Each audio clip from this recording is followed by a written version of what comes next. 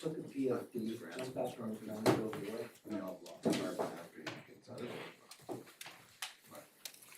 People find a way.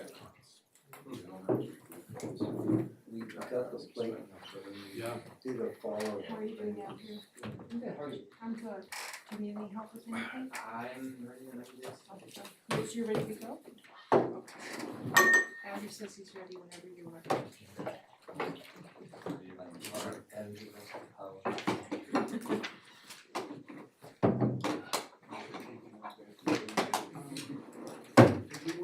Oh, that's your phone. Whoops. Sorry, Katie. It wouldn't have turned on for me anyway. And he says the plant's got such a cute picture. If you could do it, Oh, that's cute. you can simplify it yourself if you want. They're cute. Okay, she says, Andrew, we need to admit those of us attending by Zoom.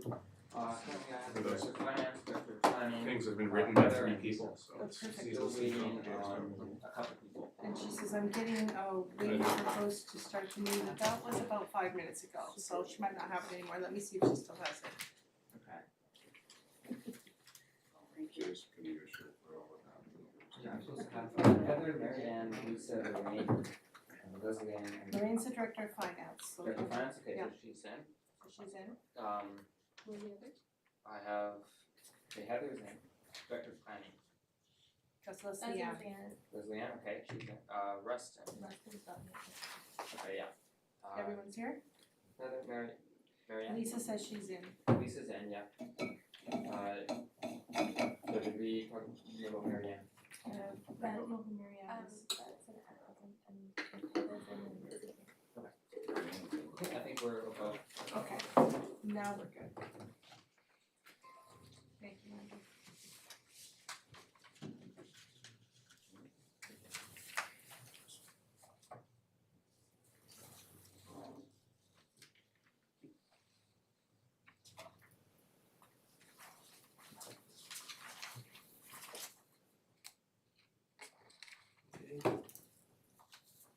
How's that going?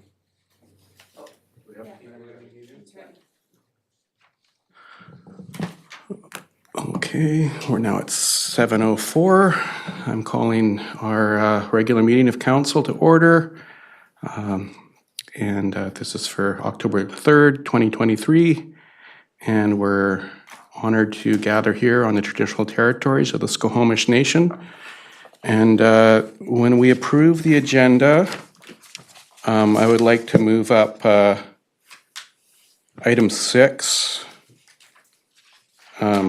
to just after the adoption of the minutes, so that we can allow our natural asset technician to finish up.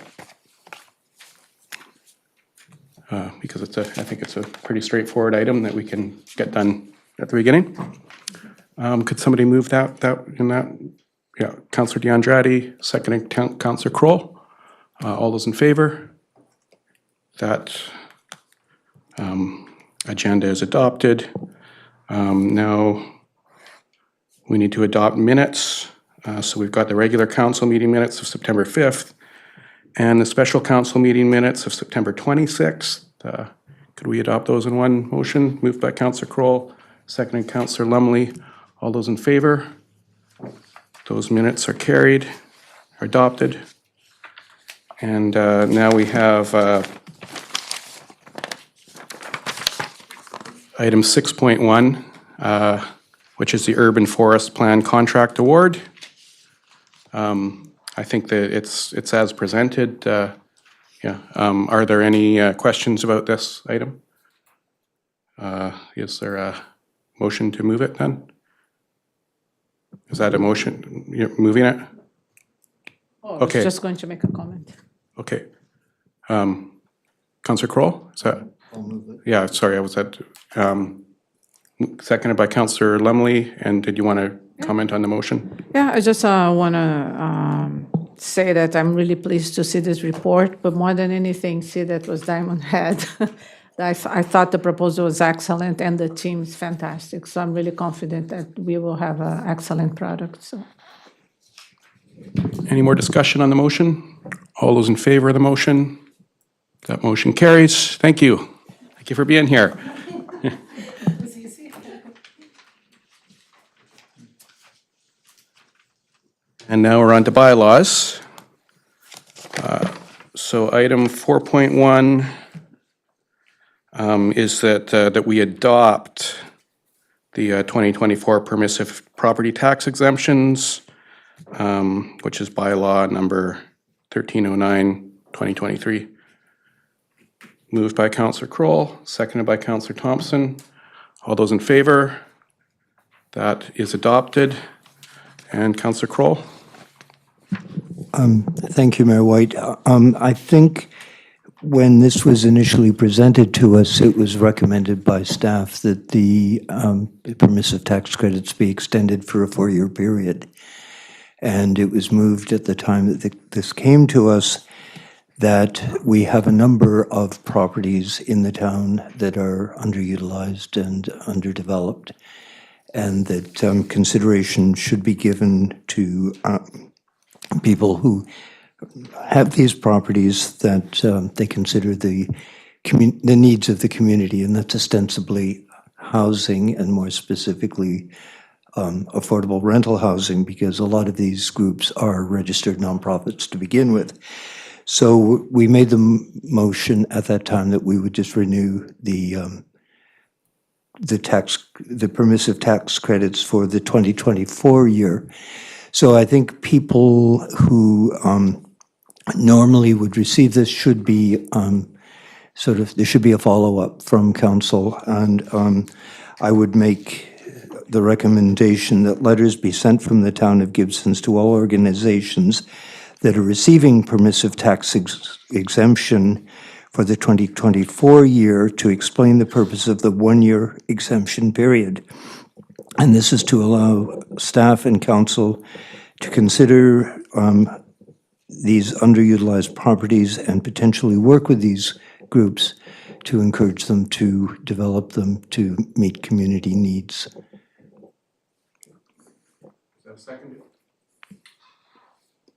I'll second it. Okay, yeah, seconded by Councillor Lumley. Go ahead, Councillor Lumley.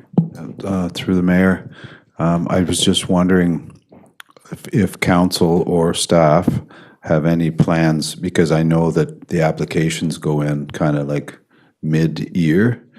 So I'm not sure when the application deadline is for the next year, but I wondered if we need to, maybe if we're going to change this bylaw, how much time do we have?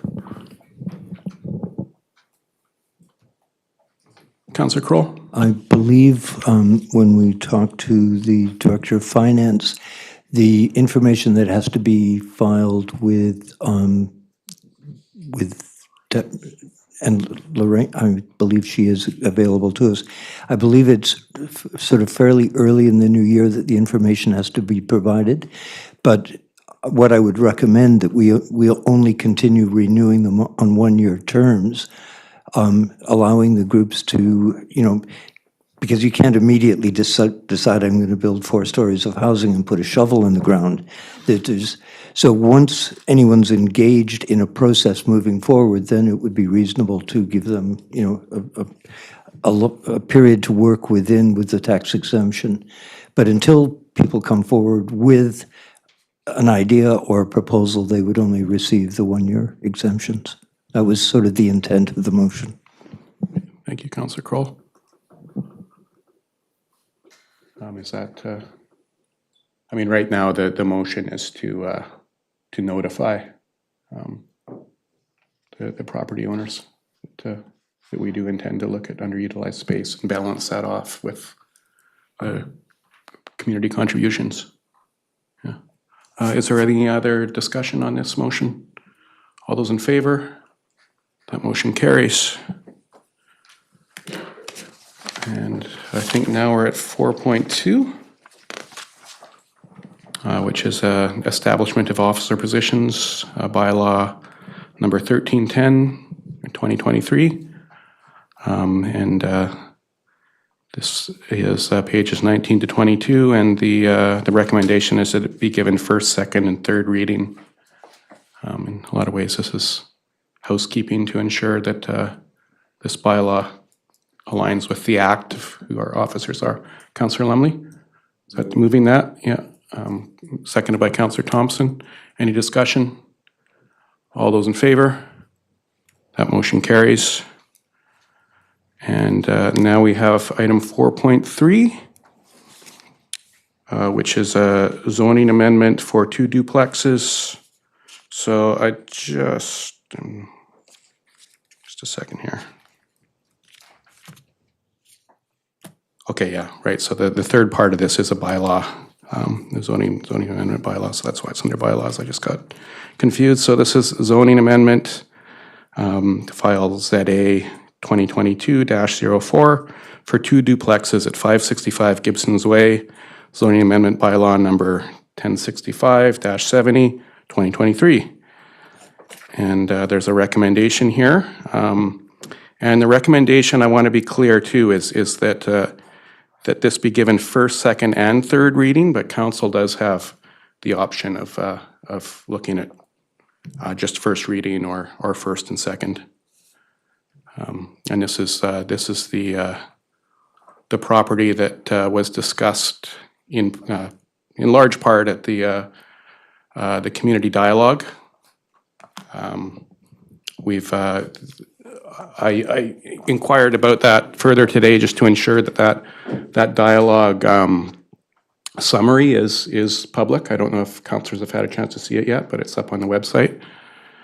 So that's something we should certainly consider in this deliberation, and perhaps further if we decide just to go to first or second reading and continue to consider this item.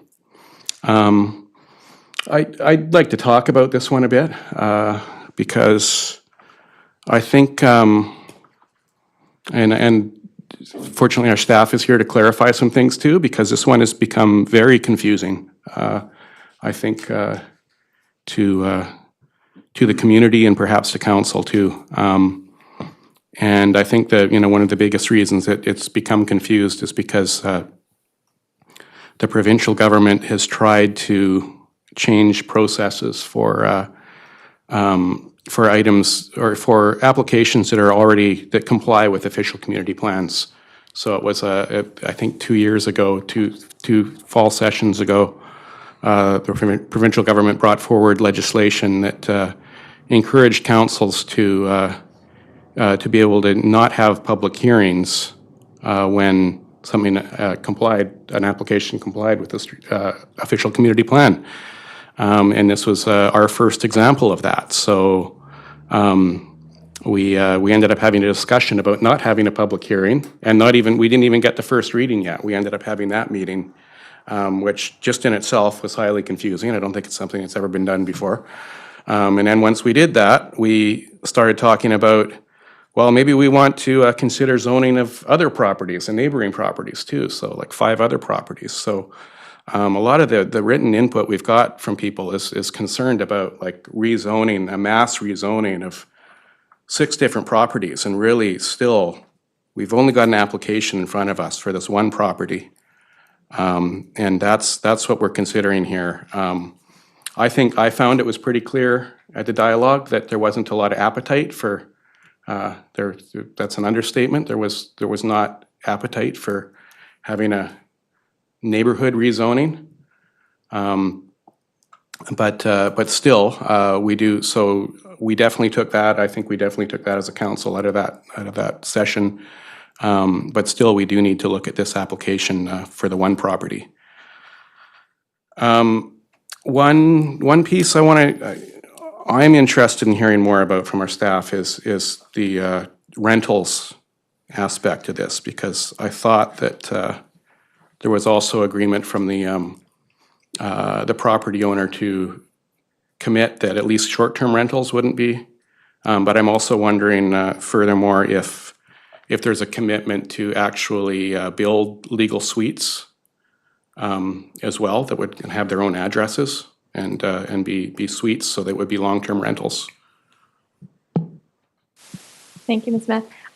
The application itself is for 4 duplex units, and within 2 of those duplex units, there would be a legal secondary suite. So that would be built to the BC Building Code.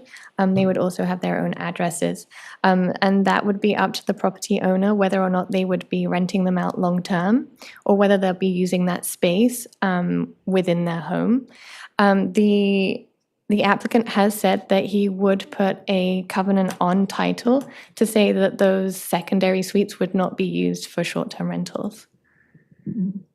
Though that's not part of the recommendation I see. So is that something that we would need to add or?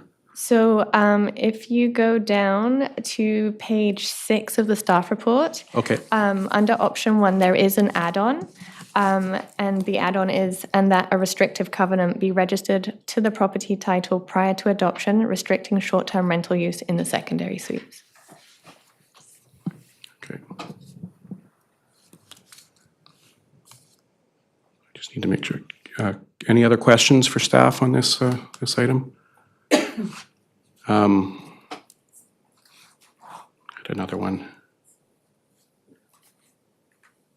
Oh, is there a procedural thing here? Okay, so, yeah, Councillor Kroll? Through you, Mayor White, I totally agree with the covenant, but legally, can we do that? Because the developer is building a unit that he's going to sell, and when it changes hands, Covenant carries on. the covenant, okay. My other question here is to, some of the concerns I've read too, like, I feel we need to slow this down a bit, but not kill it at this point, just because there's so much confusion out there. I mean, some of the input I've read too people seem to think that this is a single family zone. The current zoning is not single family. And this is within the official community plan. So it's, my understanding of this is essentially the current zoning can allow 2 duplex units plus a garden suite, correct? As opposed to 4 duplex units. That's So correct. we're talking about the difference of 1 unit with a secondary suite, really. Essentially, right now, you can have a single family or a duplex building. So you can have two units on the lot that could be strated, if that makes sense. If you were to go to the cluster residential, you can have 2 duplex buildings, which each would have 2 units in the buildings. So you would have a maximum of 4 units that could be strated and have their own titles. Thanks. So I hope that's clear as well. Because I mean, really, we're looking at an addition of 1 unit that would have a secondary suite in it. Is really the difference here. Is there any other questions from council? Sorry, we had our dialogue already. I know, I'm Yeah. just, Sorry, I really can't. We have to be fair to everybody. use your microphone. We have to be fair to everybody. We can hear you. Yeah, I'm using my Hear microphone. what she was saying. Okay. Explain it further, please. You're here for a reason. Sure, explain it, yes. Explain what? I think they didn't hear it. Can you not hear me? Not very well. Okay, so Can I hear loud and clear up here. Okay. What was it the answer to the last question you didn't hear? Yeah, it wasn't clear whether, okay, are you talking 2 duplexes? In the existing zoning, is it 1 duplex building that has 2 strata units in it? And then the proposed change is now 2 duplex buildings that would now have 4 strata units and other suites, like the original zoning as it is now. Okay, a duplex building is just 1 building with 2 units, correct? Okay, could you clarify some more, Through Katie? you, Mr. Mayor. I'm So sorry to current- cut you off earlier. I didn't know you were having trouble hearing. Sorry. So currently, the zoning allows for one building with 2 units inside it that can both be strated. It also allows you to have a secondary suite in each unit. So it also allows you to have a garden suite as well. So a maximum number of units, regardless of strata lots, the maximum number of units that people could live in is 5 units on the lot right now. What they're looking at doing is building 2 duplex buildings, so having 4 units, duplex units. In 2 of those units, you'd have secondary suites. So the maximum number of people or units that people could live in is now going to be 6.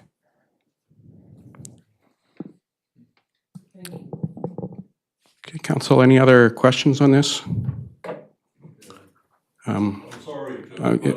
Yeah, I'm sorry, we can't allow it though, because we've had our dialogue. Yeah, I'm sorry, Mr. Roper, but we have to continue with our meeting here. The current zoning of my property. It's, well, I'm sorry, Mr. Roper, but we have to continue our meeting.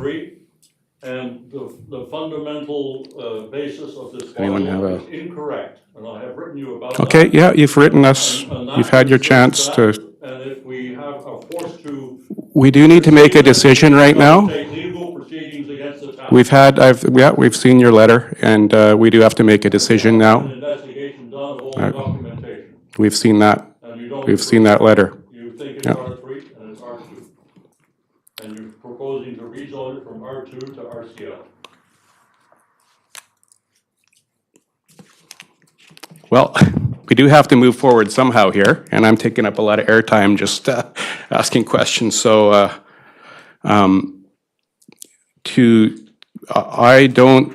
really don't feel, given the confusion about this property in this process, which we do need to accept some responsibility for. We were trying this new process that was dictated by the province, and I don't think I'm ever going to try that again. I'm giving them some feedback on it too. I already have. I would like to put forward the recommendation just to give this first reading at this point, but also with the option about the covenant around short-term rentals. And I think, was that the wording? Sorry, RGAs. You've got the motion that's at 4.3, and I believe the part you wish to add on is, and that a restrictive covenant be registered to the property title prior to adoption, restricting short-term rental use in the secondary suites. Yeah.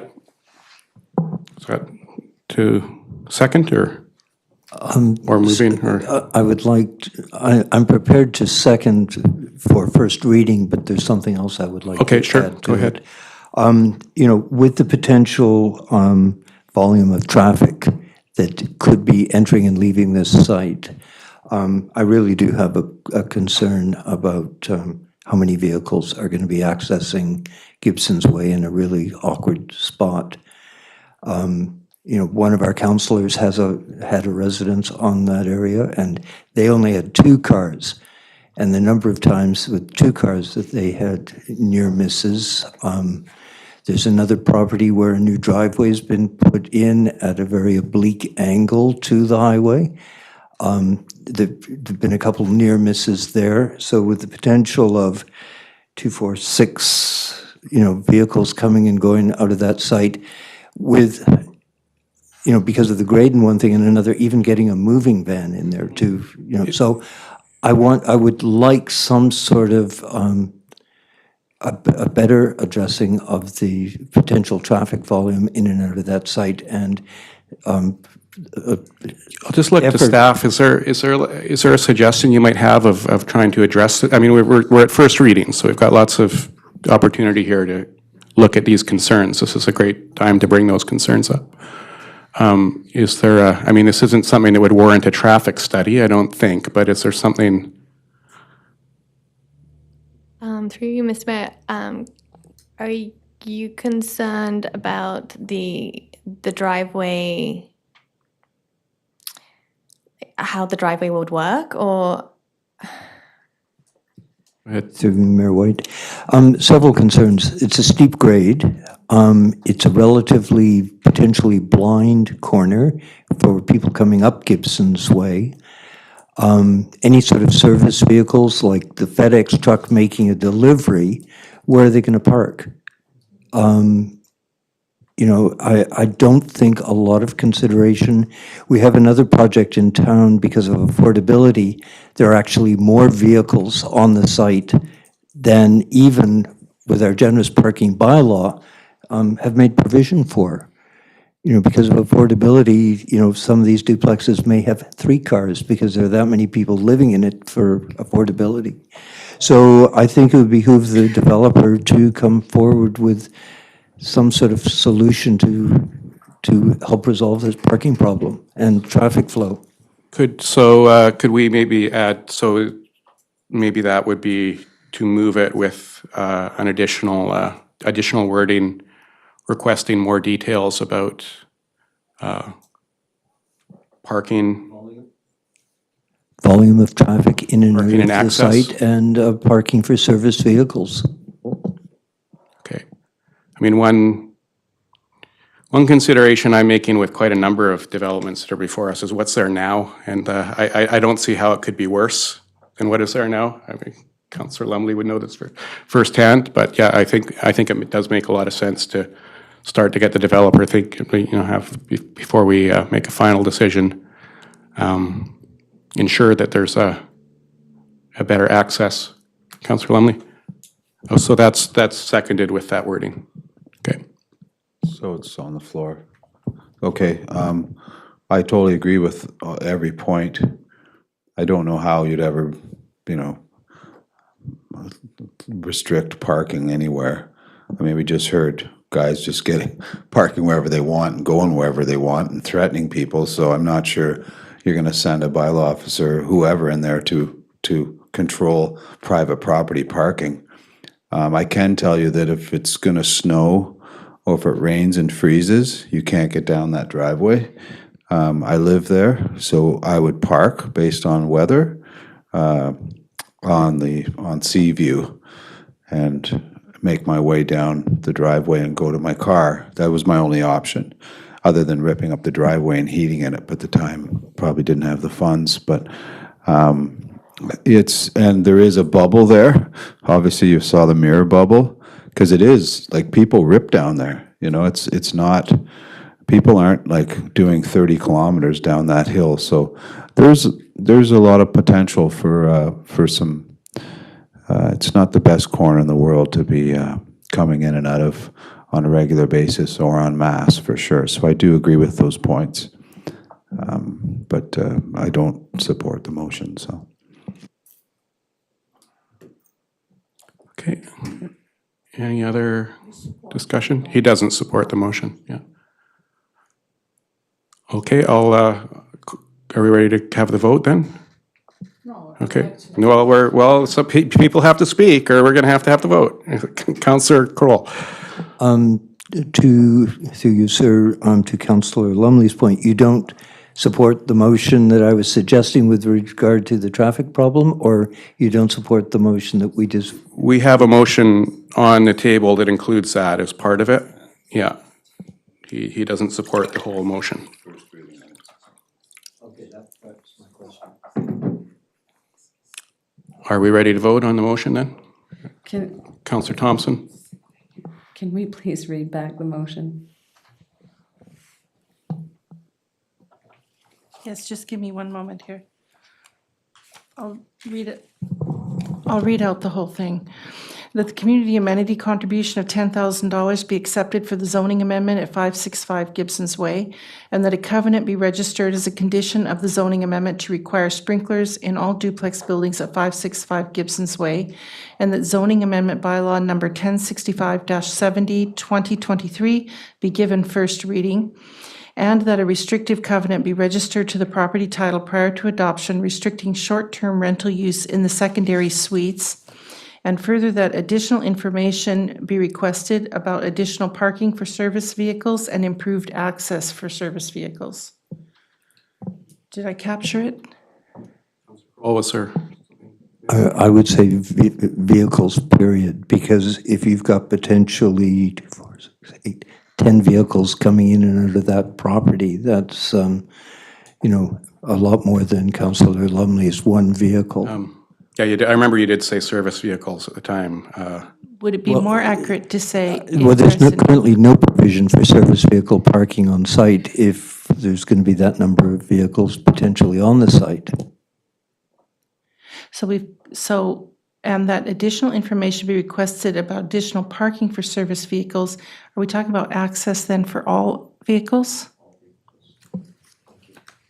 I'll accept that as being the spirit of Councillor Kroll's wording, yeah. Clarification there. So that, Councillor Thompson, you heard the motion read back? I did, thank you, yeah. Okay, Councillor DeAndrade, do you want to speak? I could speak to this too, I suppose.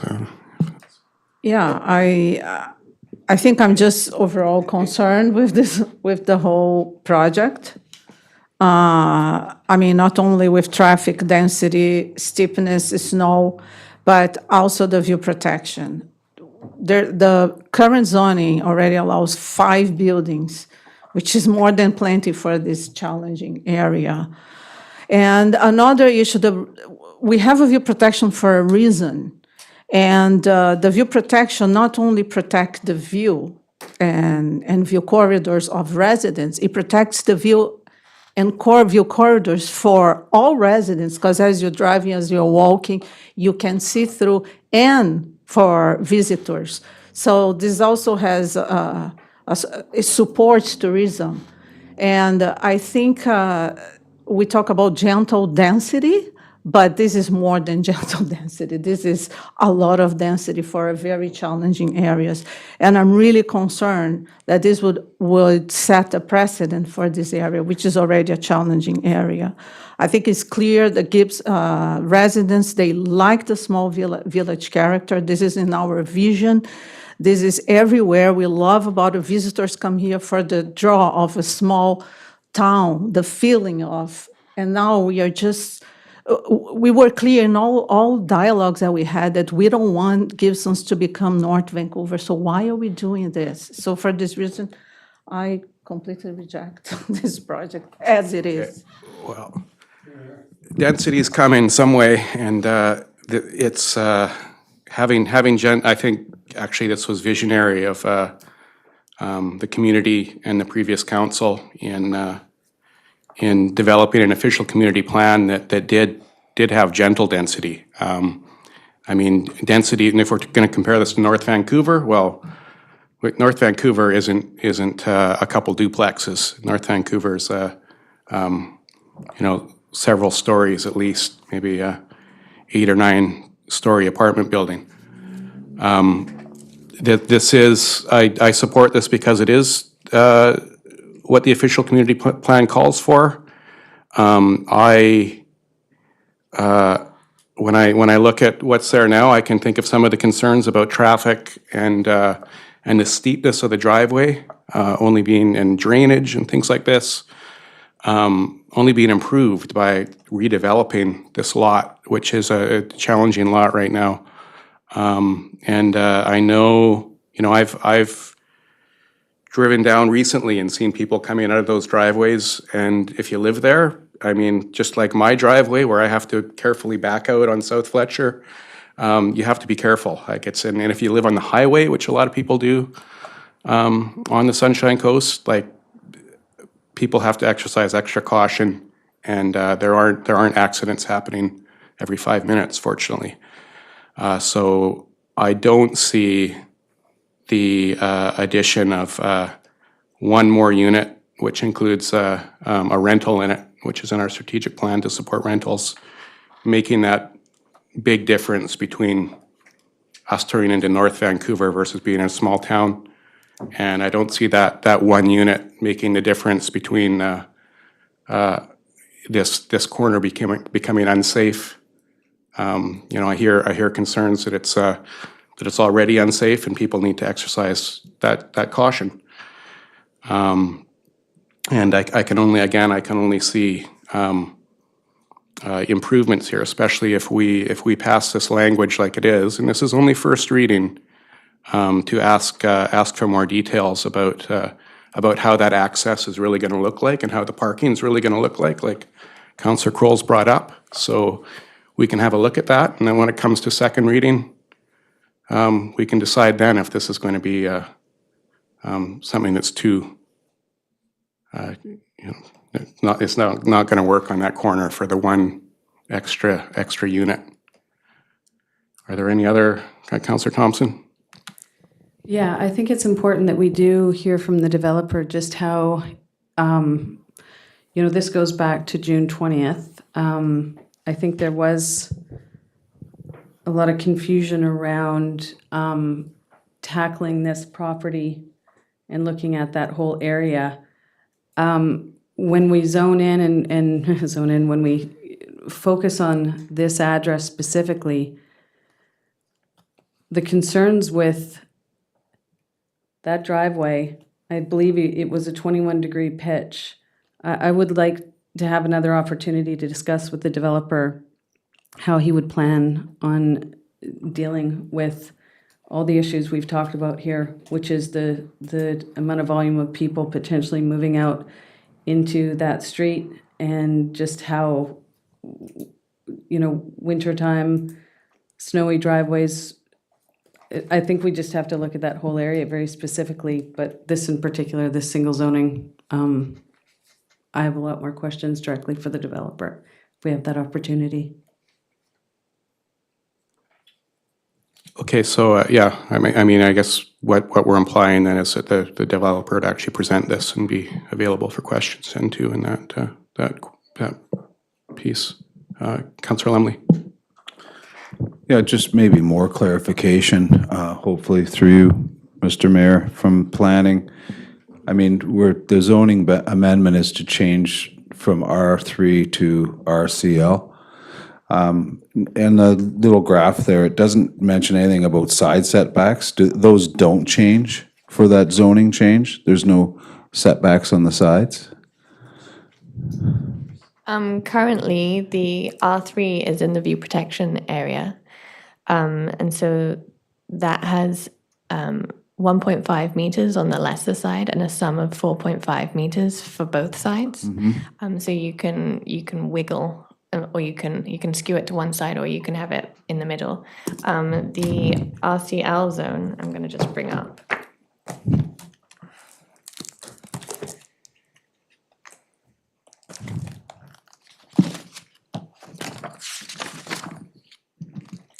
So the RCL zone has an interior side lot line of 1.5 meters for both sides.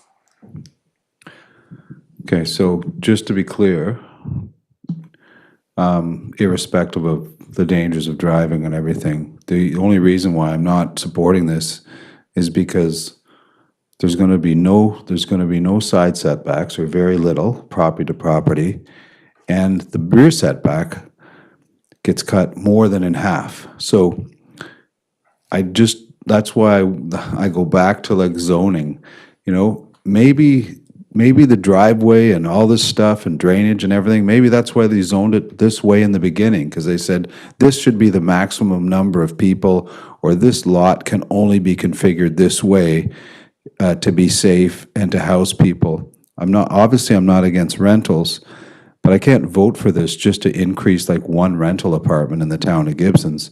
I can't support this because he's going to put the rear of this giant building 3 meters from somebody else's property line and go up. So I know the property's been cleared, and for all intents and purposes, who knows, there's a monster house going in there, but still, it's just going to create all these dark alleyways, and I'm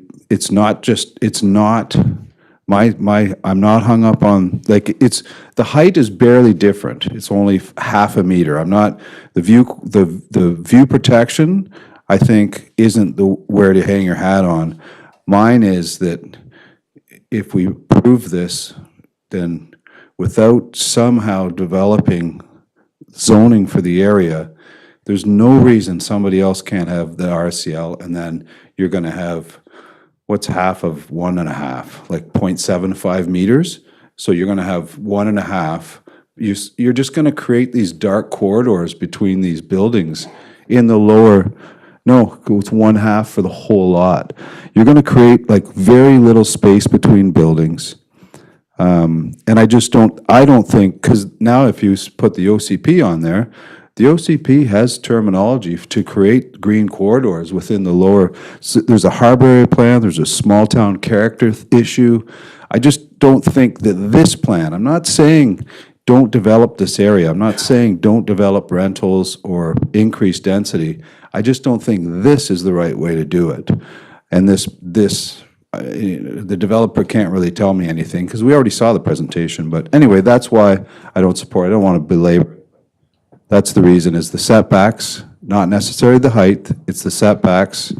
I'm afraid of all this infill, it'll just be walls of buildings on Gibsons Way. That's why I originally wanted the meeting, and of course, the meeting didn't go as planned, because people said we don't have water or sewer, and it just went sideways, but I don't want to have another meeting. I think our staff has some clarity on the setbacks. I'm confused because there's no variance. There's no variance. So through you, Mr. Mayor, there is a setback of 1.5 meters on both sides of the building. Current zone. So under current zoning, 1.5 meters for the lesser side and a maximum of 4, or the sum of 4.5 for both sides. For the RCL zone, it's 1.5 meters on one side and 1.5 meters on the other. So 3 meters. Again, the idea, I think in the OCP, the idea is that these are pockets of green space between buildings. 1.5 meters is not big enough, or 3 meters is not big enough. You know what you'd have with the original zoning? You'd have 1.5 on one side, 2.5, you'd have 5 meters, you'd have, I know you know what, I can't take it off the top of my head, but I know that's where the whole design of this place is, to have these green swaths of land, not building on building on building on building. So that's what I'm worried about. Okay, Councillor Di. Thank you, Mayor. I think it's very important to clarify the difference between the zonings. The R3 allows only one building at 8 meters. The new zoning allows 2 buildings at 8 meters. So that's gonna cause a lot of impact, plus a smaller setback. So it's not a difference in just half meters. Now you can have 2 meters on the new zoning. So that by itself is a huge impact, right? Not only talking about the other impacts of this area. So there is already a lot of impact. Even the current zoning, this is already a challenge area to build, but you have smaller units and you will have only one principal building that you're allowed to have 8 meters. The next zoning, you can have 2, and everybody else would be able to do the same. So now we're gonna have a wall of buildings shaded everywhere, and like Councilor Lumley said, our view corridors are corridors, and this is a spirit. This is what makes our town like a small character. That's what makes Gibson Gibsons. I don't see that specter of people turning their single-family homes into duplexes happening anytime soon. It is what the official community plan allows for, though.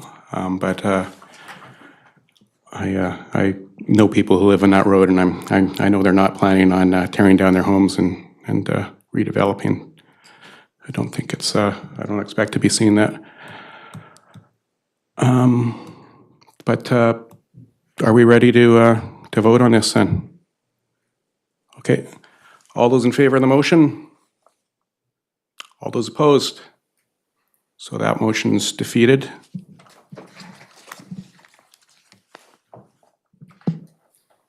Mayor, just a clarification. This motion is defeated, right? Yeah. Okay. Yeah, the application's defeated. Yeah, it's Okay, gone. Thank you very much. Now we have 426 Gower Point Road, official community plan amendment bylaw, number 985-33, 2023. This is, yeah, and then the zoning amendment bylaw. This is for the House Europa, right, still? Do we still have that one? Yeah, we still have to adopt it. Is it, no, that's just, yeah. Moved by Councillor D'Andrade, seconded by Councillor Crowell. All those in favor? That motion carries. Now for the zoning amendment bylaw, 1065-74, 2023, to be adopted. Moved by Councillor D'Andrade, seconded by Councillor Lumley. All those in favor? The motion carries.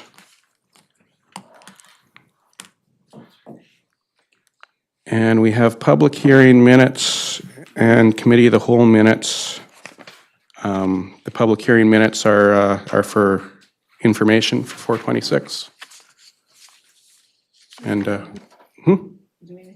no, they're for information, yeah. And now 5.2, we've got 5.22, development variance permit, form and character development permit for a proposed mixed-use building at 835 Gibsons Way. Moved by Councillor Lumley. Move all 5 recommendations. Okay.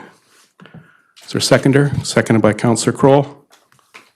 Discussion of this recommendation? This motion, Councillor D'Andrade? Thank you, Mayor. My big concern with this building is this the tallest that we ever seen in the town. It's almost double of the height of the maximum height permitted in Gibsons as we speak. And we don't have guidelines for buildings of such height. I'm concerned with social livability and the increase of disturbance since residents of this building will be composed of children, youth, seniors, and adults, 4 different groups with 4 different needs. I understand there are community amenities in the vicinity of the building, but a building of 81 units with approximately 160 people still needs common spaces. And these are not my words, Mayor. I've done a little bit of research. There's existing guidelines, for example, from the city of Vancouver with buildings with this density. So I'm just going to say 3 things. For example, one of them, they say there should be appropriate open space to meet the on-site needs of children and adults. Another one is the value of some covered play area for raining days should be considered. And the third one would be amenities areas for teenagers tend often to be overlooked at the planning stage. This oversight can lead to problems later. So this is my concerns that in one way, we are supporting rental, but in the other way, we make not support like a great social livability in this building, and which is one of our mandates here, social equity, right? Not only the disadvantaged, but everybody should have priorities, right? So the justification for the lack of common space at this point is about cutting construction costs. But if we think about it, construction cost has been drastically cut with parking. So just a reduction of 60-something parking, this is close to $3 million. So plus the top 3 floors will have incredible views. That will be a good market rental, right? Because if you have great views, the rent, it's not going to be cheap. So what I would like is it's that council considers renegotiating the terms of the 835 proposal to support the development of common space and other key features necessary to provide a reasonable level of satisfaction and comfort to residents while minimizing social disturbance and complaints. And may I understand there is a motion on the table, so help me there. Maybe I can add that as the motion, but I think this is really important thing that we should not just disregard, because we don't have simply guidelines for tall buildings, and there's a lot of complexity in it. I think that would have to come up as an alternative motion if this motion is defeated. because I think it contradicts the approval of this development variance permit to continue to negotiate. Because I don't think we really, I mean, I'll look to staff, but these are the points that were all kind of negotiated at this point. So is that correct? Yes, that's correct. Other discussion? Councillor Kroll? Thank you, Mayor White. I know we requested information on the feasibility of this project, and based on the number of units, the number of affordable units, and the number of market units, it's very challenging for non-for-profit organizations to create rental accommodation. We've dealt with other developers in the community who have said, they can't afford to do it, they won't do it. This is one of the first proposals that's come to us that from a for-profit sector that have agreed to build rental. We're faced with a huge challenge. The meeting I sat at on Monday, we have over 600 applicants for 40 units of housing on Shaw Road. So the demand for affordable rental, I don't know, I hear what Councillor D'Andretti is saying, but, there are amenities in the area, and I think, at this point, there's going to be future development in the area, and it's perhaps something that, developers can provide. And I have suggested it to people that have adjacent property to this site on two other sides, that perhaps they work with this developer to create some amenity space. But at this point, I would support Councillor Lumley in what he's with this motion as it currently sits. I think we need to create something. And, if in 20 years, Councillor Andretti says, see, you were wrong, so be it. I'll wear the egg on my face. Councillor Thompson? Thank you. In our strategic plan, we state in our top 10 priorities and goals that we'll support rental housing. We were all at UBCM a few weeks ago, and I think we can all agree that the housing crisis was one of the most talked about issues at the conference. We heard Minister Ravi Kahlon speak repeatedly about the housing challenges throughout the province on all discussions ranging from immigration to health and wellness. And in the building, I sat in the Building Homes and Building Communities workshop, and I heard mayors talk about the barriers that they have removed and the building strategies that they put in place to attract rental housing development, and they reported that they remain unsuccessful in having developers even present proposals. We should be looking at this development as an opportunity to alleviate, if not solve, a large part of our rental shortage in Gibsons. And to have the added benefit of 28 affordable housing units and a daycare just furthers this rationale. Thanks. Councillor Thompson? Yeah, we know. We know. Go ahead. Thank you, Mayor. I think it's important. I mean, there are certain things that are inherent of humans, right? I mean, teenagers, children, adults, they have certain behaviors. So it's not in 20 years. The moment you have 160 people living in a building and you don't provide certain designs, there's already problems right there. Disturbance. This is documented I didn't create that. And that's, to me, is the issue. So in one way, we address an issue, but then we may be creating another one. And I don't think this is the best way. I think we should focus on addressing both issues and trying to renegotiate with the developer. I mean, he came and said, well, we wouldn't be feasible, and we just accepted. It's come up a number of times over, I mean, how long have we? I know, Councillor D'Andretti, you've raised this issue many times since this came up. So, I mean, I think the negotiation has been happening in that the developer's been hearing it, and this is what's before us today. Cale. Yeah, I mean, I appreciate your like dedication to looking into all the details, but I think we have an opportunity to have increase a lot of housing, and as a community, and like as a province, and like really as a country, we need the housing. So like, I think we can spend forever looking into every single detail, but that's just gonna slowly delay and delay the building the housing, and we need it now. Like that is gonna include childcare spaces, and like there do need to be more spaces for youth in the community. I agree, but we can't just build everything into this one thing, or else we're just going to end up with probably nothing at the end. Councillor Lumley? Thank you, Mr. Mayor. I think for this, the little impact of the density, and I think maybe Councillor DeAndretti could find solace in the fact that there are a lot of community amenities in that neighborhood, like in Upper Gibsons. There's a children's playground at the school. There's a community arena, and they have youth programs. They have teenage programs there, after-school programs. There's 3 baseball fields there. There's a track and field behind the school. There's a lot of things that people can get out and do. So I think these people will have opportunities to be able to engage, look in the community and stuff. Maybe those centers inside buildings are a bit antiquated too.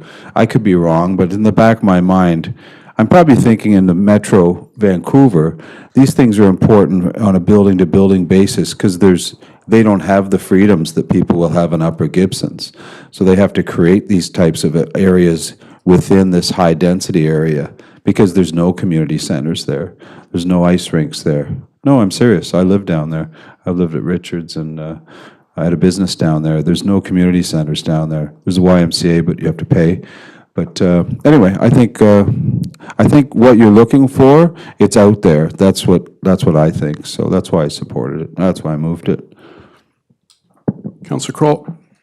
Thank you.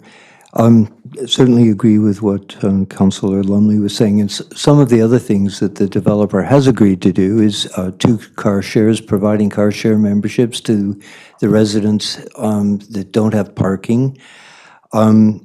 The other big thing is in a report we had at the regional district, in the city of Vancouver, there is 1 pool per 90,000 people. We have 3 pools per 35,000 people. 1 ice rink per, I think it was 120,000 people.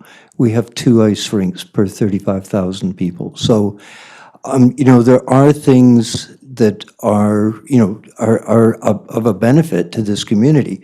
I'll also say on Wednesday night last week, I attended the Pivot project in Sechelt. And the whole center of this was, what is there for teenagers in the community? And this is something that, as a community, we have a say on how we create it to evolve. But I think it has to be larger, more our input as providing community amenities. Going back to a project we just defeated, there was $10,000 on the table for, CHCs.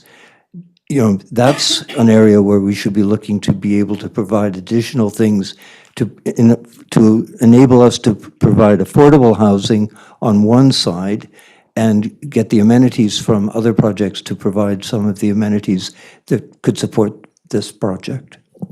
Thank you, Councillor Kroll. We could have this debate forever. I feel like I've heard from everybody. I know, kind of get a sense of where this is going.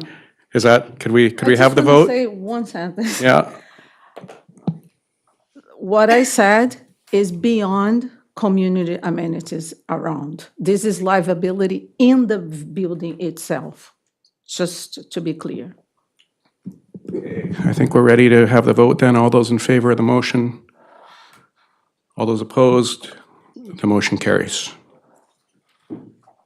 And now we are on to Form and Character Development Permit, DP 2022-33, Development Variance Permit and Flood Exemption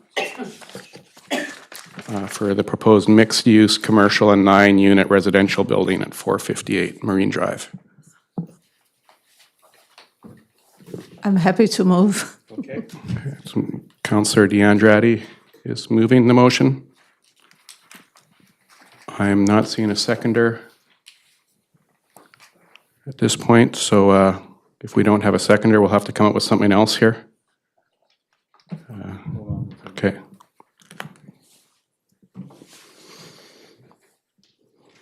I mean, it could be moved in a different way.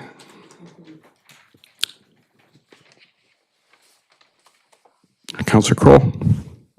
Thank you, Mayor White. We had this come up at Committee of the Whole, and there was quite a bit of discussion on it, and it certainly, having had this project come before us at the ADP, the project itself, there is a piece of land sitting there that ultimately needs to be developed. I think this project is probably somewhat ambitious for the footprint of the site. There were concerns from neighbors about, they're going to come out a door and it's going to be a 20-foot wall that they're looking at, whereas now they look into a lovely sort of ravine with trees and garden. Change is a difficult thing to deal with. But the project still has a lot of hoops to go through. I would like to see it scaled down a little. There were some concerns about, view. Not the height never came up at the ADP because it's in a commercial zone. If you look at the new information that was provided us to scale, the building really isn't that much larger than anything else in the area. If you moved Persephone Point and put it next to this building, this building would probably be dwarfed by Persephone Point. So I support something being built there, but I think it needs to be scaled back slightly. There's going to be huge engineering work that needs to be done to support a building of this size. With some of the structural amenities that are included in the building, like an elevator to carry vehicles, that's incredible loads that are put on, the terrain. I know there was an engineering study, but there's still a DPA 9 that has to be acquired for this site. The DPA 1 and DPA 2, I believe, are in the works, but I don't know how far they've progressed. But I would support something on the site, but I really personally feel it needs to be scaled down a little. Have slightly wider separation between the buildings and the property line. I'm just going to stop you because we still need a motion here. We're kind of speaking on, there's no seconded motion. There's no seconded motion. So I saw Councillor Thompson put up her hand, so maybe I'm hoping someone has a motion. Yeah, I'm going to second that motion. Okay. Yeah. Okay, well, yeah, I'll speak to it, and I'm opposed to the motion. I agree with, I generally agree with some of the concerns Councillor Kroll's bringing up. I've thought about this since our last meeting. I've visited the site, and I'm appalled by what's there right now. Like, I just, and we've been through this so many times. This is, I think, the fourth iteration of this. It was 4 councils ago. I think it came up twice. And the first one was defeated. Lots of concerns about the car elevator in those days. Like, this was like 15 years ago or so or more, and traffic in that area. But then the second one was supported by that council that included some Leanne Johnson from our ADP, and then that, unfortunately that never happened. That one that was supported, and then the sea glass debacle happened during Councillor Lumley and I our first term, unfortunately that sucked up a lot of energy in town and a lot of time for our planning department. Ended up being something that was never going to happen, really, sadly. And now I go there, and we've got this kind of. I'm concerned about safety now. People are talking about safety There's no pedestrian access there. There's it's not an attractive area. There's definitely concerns about how the slope is being held up. I'd really like to see something happen there because it's been a lot of years, a lot of attempts. And I think, unfortunately, the business community right in that neighborhood doesn't seem to support this, which is a problem. You'd think that businesses down there would want something to re-energize the area and bring some more residents in, but clearly that engagement hasn't happened. I think the information hasn't happened, and I would have liked to ask this proponent to come back and hold a public information meeting and engage the neighbors a little more and try to find out like what would work for them. But I think just the thought of looking out there right now and seeing one high story and assuming, just eyeballing that and assuming it's going to be doubled is too much. We do have models and drawings that have come to us that have shown that it wouldn't be that significant, at least by their drawings. But I think to really focus in on what it is going to look like, we'd have to continue this process a little more to ask for more information. But that's not what this motion is requesting, and it's denying it based on view protection. And view protection in this case just confuses me because, the view you get is when you're walking along the street, you can see that corridor. And even if it were one story, you'd still lose that view. So the only view that's being protected is the hypothetical second floor above the building that Fongs is in. So that's not view protection to me. So to deny it based on view protection, I definitely the height's an issue, but I don't agree with that wording. Councillor DeAndretti. Thank you, Mayor. I think, this recommendation doesn't deny the proposal. It's just saying, please conform with the height and the view protection, which is the setback, because the setback of. Sorry, Councillor DeAndretti, I have to stop you because it says denied due to the proposal not meeting view protection. So it's very clear on that. Okay, so perhaps. Okay, so that's not what I understood. So when I proposed the motion, and actually everybody agreed, what I was proposing is that we deny the proposal as it is, as long as it conforms with a view protection, both in height and in the setbacks.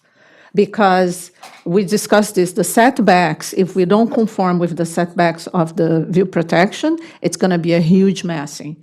So they are asking a flood exemption of 3 meters, but it's going to encroach 3 meters on the view protection. So if we allow the view protection as it is, we are still giving them a flood exemption, in this case for 6 meters, and they would have plenty of room to develop, and we are allowing the developers. So if there was perhaps when the motion was done, it says deny the project, perhaps was, if I could amend that, and if council agree, what I meant here is deny the project as it is and support conforming with the view protection. I'm really confused because this whole motion was based on the fact it's being denied. That's the whole point. It's being denied. Yeah, I don't know how you candy coat that or something. That's what the basis of this language is. I don't know how. I'm open to a proposed change to, if there's a little change, you can't really tweak a motion. Oh, of course, we can do another motion. That says this be denied. Councillor Kroll, I see your mic's on. So, Okay, Councillor Lemon. That was the problem with the original motion, was that it kind of encapsulated the whole project, so that it was just like, I do agree with protecting views on street side, like to a point. Obviously, you're going to have a building there at some point, but I wasn't in favor of the arguments of the view protection from the low side. I don't think that's such a big deal because of the step back. But the motion was the motion, so in order to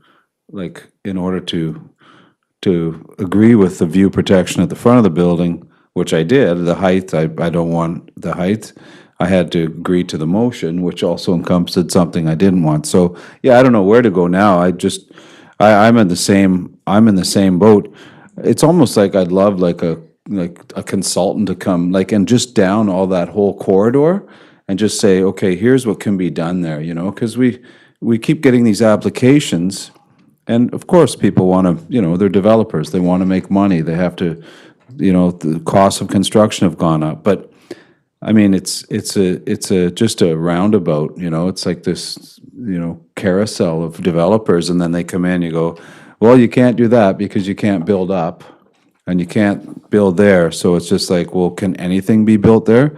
There was a project that was approved, like you were saying, like way back before we were on council for the first term, and the people that bought the property just threw that out, because they had 2 years or something to build that.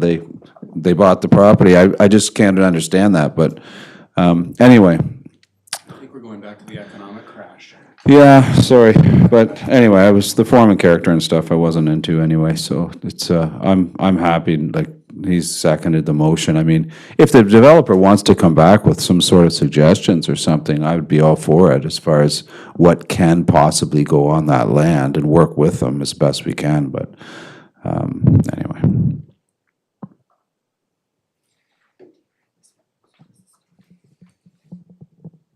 So that would have to, I'll just check with staff though. I mean, if we're talking, we can't, sorry? We're denying, if the motion is to deny this application, it's not, I mean, it's a little odd even at our third recommendation that a flood exemption proposal would be considered by council, because I mean, we're denying it. So, I mean, they'd have to make a new application to be clear, right? Is that? Yeah, yes, through you, Ms. Mayor, they would, you would be denying the application, they would have to resubmit, repay for the application fee, provide a new proposal. But if if you are denying it, the applicant isn't able to apply for a new application for 6 months.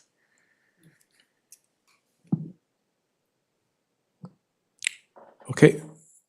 Are we ready to vote on this one? Councillor Thompson? Okay. I was just going to say that, yeah. I don't know if, Yeah. Is there an opportunity for us to, I think everybody, well, I know I'm feeling like I'd love to see some development happen in that area. And this, if the developer is showing interest in working with us on that, is there an opportunity for us to be able to reword this motion so that it gives them an opportunity to not have their hands tied for 6 months and be able to come back with an application that takes a large portion of this into consideration?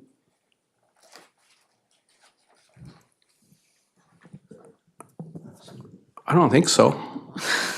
I mean, I'm open to it. Why not? I mean, ask if there's an opportunity to reword it. I don't see it the way it's worded right now. She just said waive the 6-month application. Oh. What, that's, okay.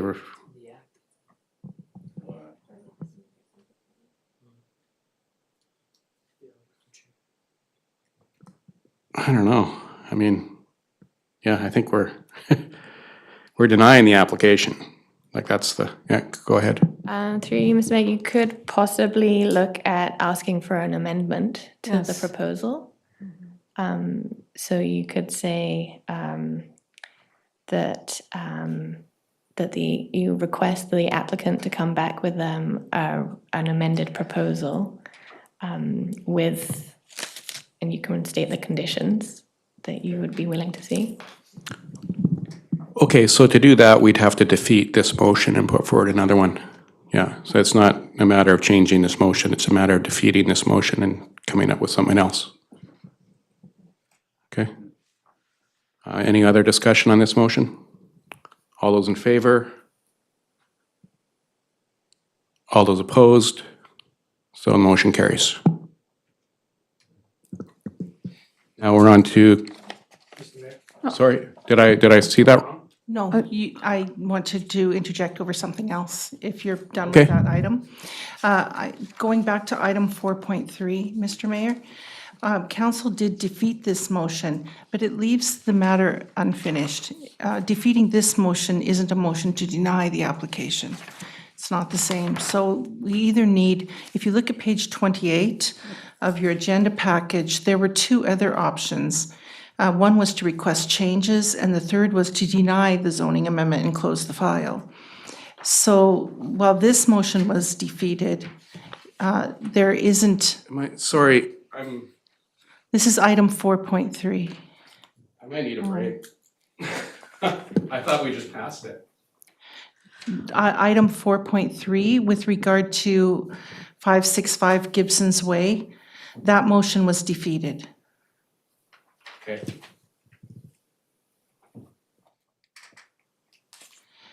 And the assumption at the time was that by defeating the motion, that the application is denied. Yeah. But that's actually not accurate. In order to deny it, there would actually need to be a motion that the application be denied. This isn't how, okay, this is a new way of doing things at the town, for sure, at least Yes. going back to my time prior to this council. Usually when I feel like maybe we have in this council too, though. If we defeat a reading, it's denied. The zoning amendment bylaw is denied, but the actual application was for more than just a zoning amendment. There was a CAC and a covenant to be registered, and a restrictive covenant. And I think there were two other options. There was to request changes or to deny the zoning amendment and close the file. The file isn't actually closed or denied by defeating the motion that exists. I think maybe we'll need to check this. I mean, this is not really, do we need to take a break or this would be completely new. This maybe. 2-day break? Yeah. I just thought it was. Defeated. In positive, that tells them what to do with it now. The director of planning is asking for a motion. I'm confused with this other motion too.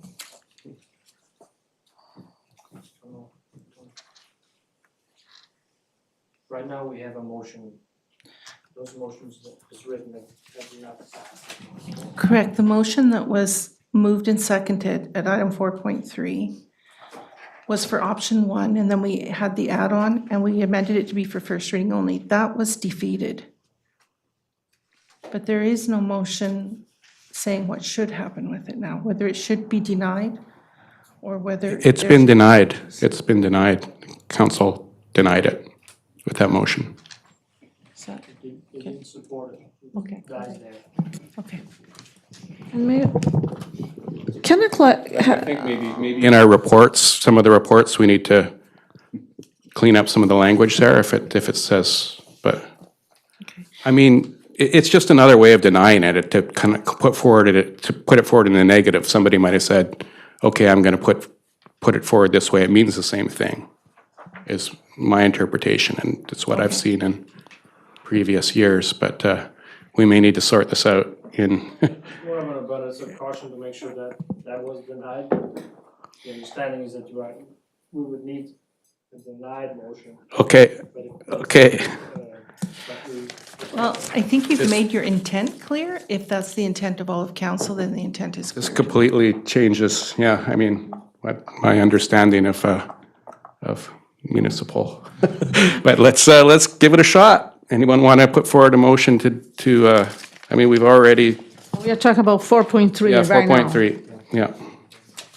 Oh, to deny the proposal as it is? Denying the zoning amendment. Okay, Yeah.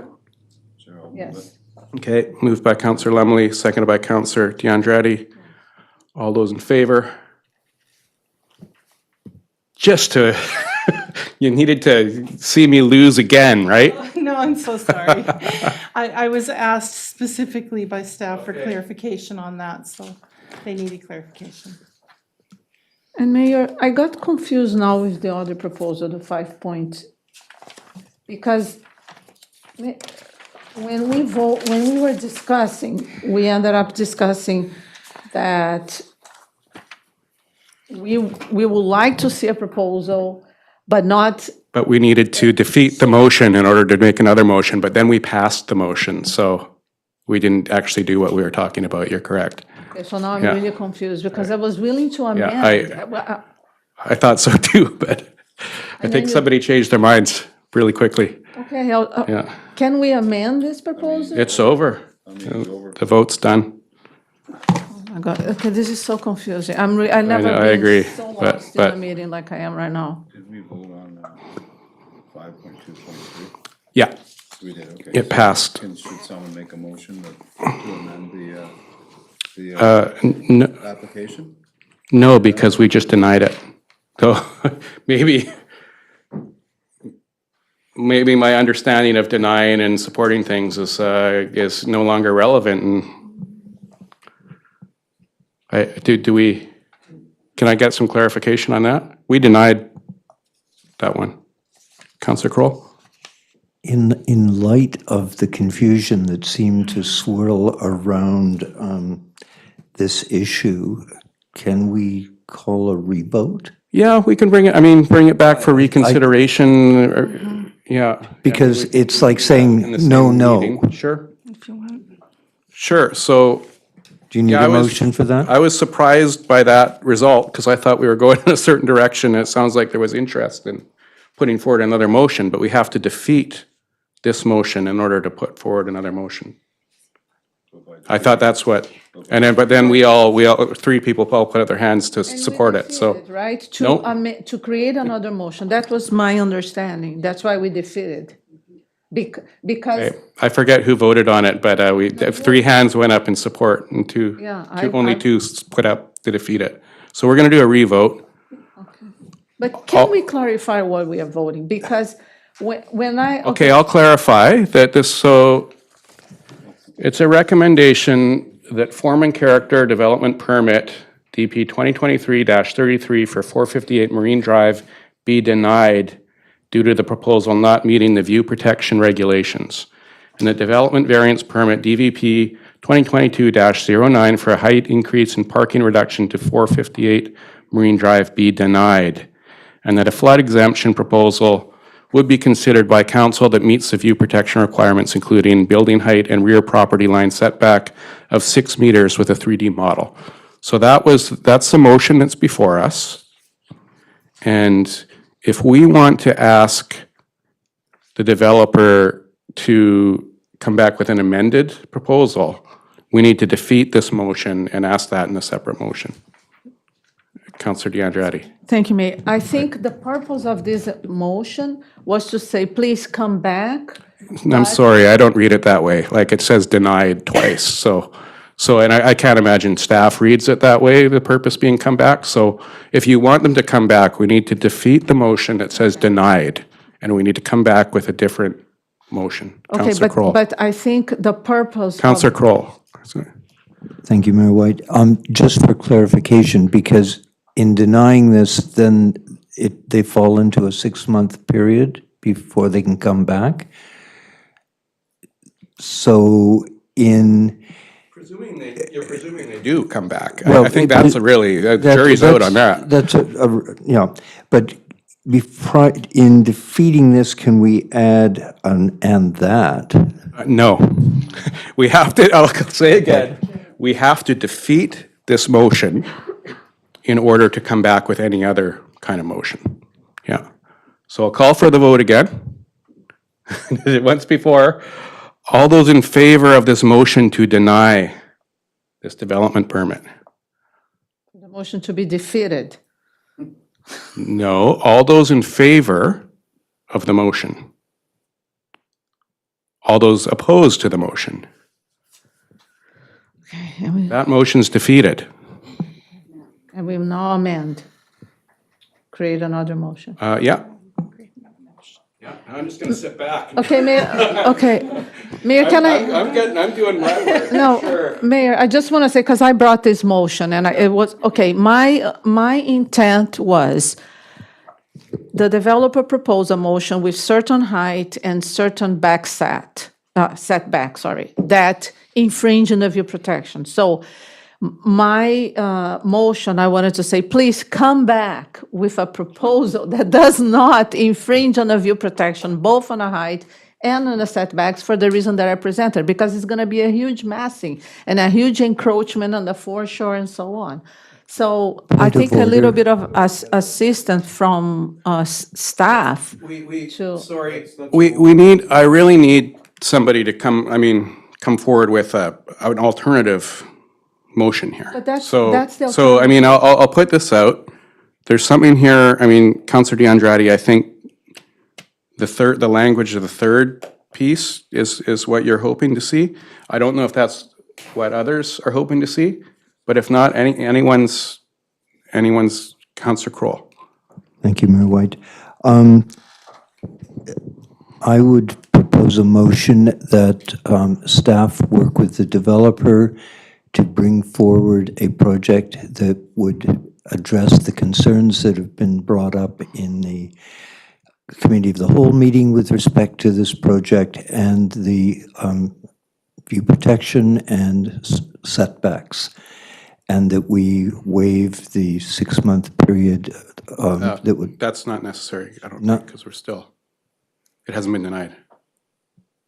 Well, why don't we just deny the second part? Looking to staff. I don't know if this would reflect what you're trying to say, Councillor DeAndrade, but through you, Mr. Mayor, if I can see if we can capture what I think Councillor DeAndrade is proposing. That form and character development permit DP 2023-33 for 458 Marine Drive be redesigned to meet the view protection regulations, and that development variance permit DVP 2022-09 be amended to meet the view protection regulation, and that the flood exemption proposal be amended to meet the view protection requirements, including building height and rear property line setback of 6 meters with a 3D model. Does that capture what you're trying to say? It feels repetitive, because the moment you conform with view protection, you're saying, actually, then the flood construction is already, accepted. That's a motion for her, which will probably get defeated. So. Why are you saying this? We all agree with this motion. And so will the, and I don't know, I'm just knowing the appetite. It wasn't for the developer to come back, with a perfect development that meets all the guidelines. Counselor Thompson, do you have a?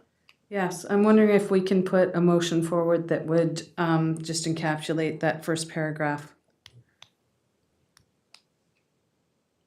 Sorry, which? The form and character development DP,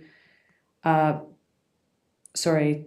Be denied? Yeah, the second one, that for height increase, I would just leave it at that. Height increase. Focusing on just the height increase, removing the third paragraph, removing the second paragraph, and removing the parking reduction. Yeah, just, why can't we do that and it'll come back? Is that no good?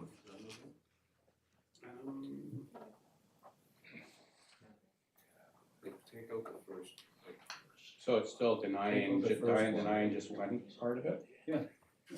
The variance. You're not denying the development permit, you're denying the variance, and they'll come back. What's wrong with that? I think it's still, we're still gonna make that subject to the, I mean. You're trying to keep the permits alive, the application alive, right? Okay, go ahead. To clarify through you, Mr. Mayor, at the Committee of the Whole, Council were concerned about the height. Were you concerned about the parking, reduction of the one parking space? Because do have a suggestion in that a motion could be that the proposal for 458 Marine Drive be amended to decrease the height.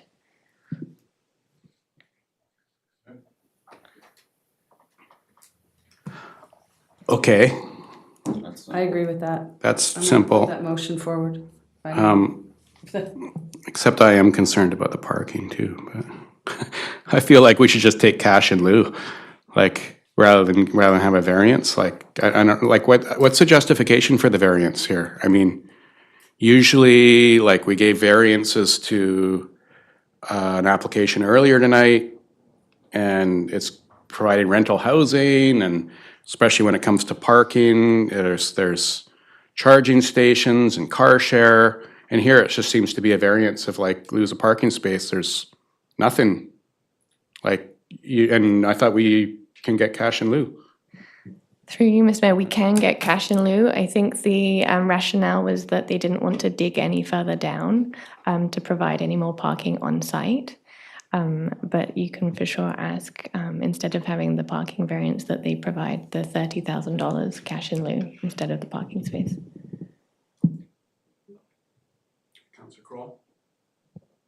If the proponent is reducing the height, it's entirely likely that they'll be having to reduce the occupancy, which in turn should reduce the parking.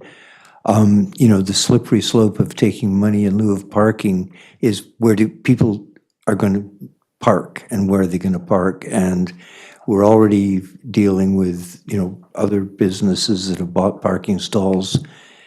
We've got, buildings along that strip. I'm definitely not suggesting that I'm talking about the space that they're already applying for a variance for, not anymore. But what I'm saying is that if the height is reduced, they're potentially going to have to compromise on how many units they put into the project, which is going to reduce the parking requirement. Potentially, we don't know that for sure yet, but also there's a parking variance request that's in, so that's just dealing with the parking variance I thought was, but I'm sorry. I thought that I'm not keen on the parking variance if there's not really any. But there was a suggestion earlier that the wording was simply that with a reduction in height, right? So was there a mover for that? Yeah. Okay, Councillor Thompson. Discussion, can I? Yeah. I hope council realize that if we only focus on the view protection on the height, we are not really dealing with the massing. And if we follow the view protection on the setback, we will resolve all the parking lot because you would come 3 meters inside the lot and there will be less units. And that's why in this particular case, it's so important to follow the view protection. So.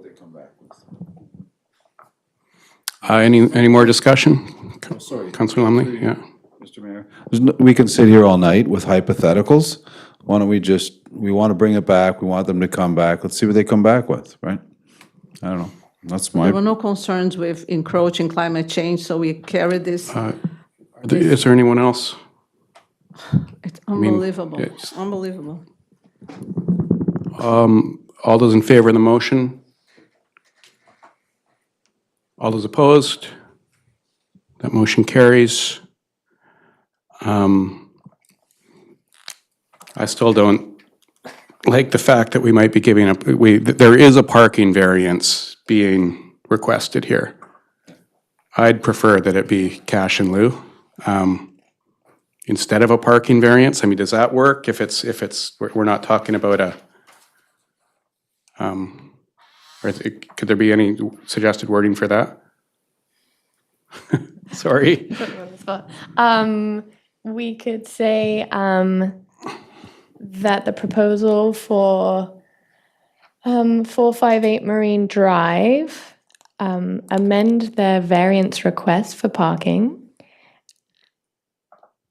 and provide payment in lieu of $30,000 for their one parking space. Okay. And I recognize it's probably, I mean, if the height's reduced, it's probably not going to be relevant anymore, but I just don't, it's never sat well with me that, especially after the meeting where people had concerns about parking, that we're just going to give away a parking spot when cash in lieu is, and I think there is a precedent where cash in lieu has been accepted in other. That works. Yeah, exactly. So I'll move that. Second by Councillor Lumley. Discussion. All those in favor? All those opposed? The motion carries. So now we're on to council reports. There were reports that made it into the agenda today. I don't know if everyone had a chance to see them. Thank you, Cale. Cale must have been at school when he submitted his report. Must have been during his break. Yeah. Lunchtime. Yeah, great. Councillor Kroll. I would just like to, having attended UBCM, I think Councillor D'Andretti did an amazing job in capturing the events and the essence of what we all. I agree. Well done. Yeah. I was. I hadn't even seen it yet when I emailed Councillor D'Andretti. Said, "Oh, don't worry, I'll handle it." Like at 6 a.m, and then when I looked at what she'd done, I thought, "Oh, I don't need to. You covered it all." So thank you very much.